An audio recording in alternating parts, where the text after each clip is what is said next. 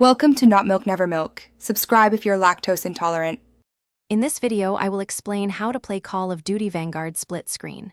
First, ensure you have a second controller connected to your console. Once connected, launch Call of Duty Vanguard. From the main menu, navigate to either the multiplayer or zombies section. The second player should then see a prompt, usually at the bottom of the screen, to press a specific button, like X on PlayStation or on Xbox, to join the game. It's a straightforward process to get your local co-op session started. When playing Call of Duty Vanguard in split screen, you can enjoy both the exhilarating multiplayer and the cooperative zombies modes with a friend right beside you. However, it's important to note that the immersive campaign mode does not support local split-screen co-op. You'll also find that performance might vary, especially on older console generations, as the system renders two perspectives simultaneously.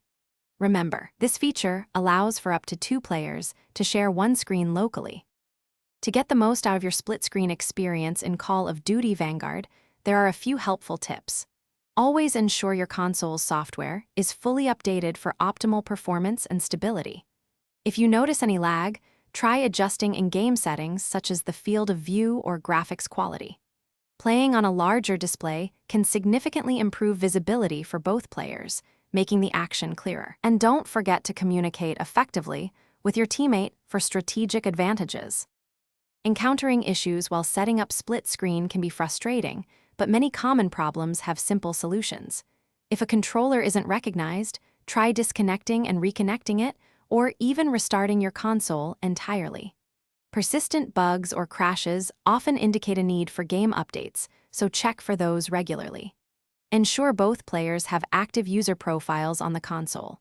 For more specific error codes, consulting online forums or the official Call of Duty support channels can provide targeted assistance. Thanks for watching. If this was helpful, leave a like and consider subscribing. See you next time.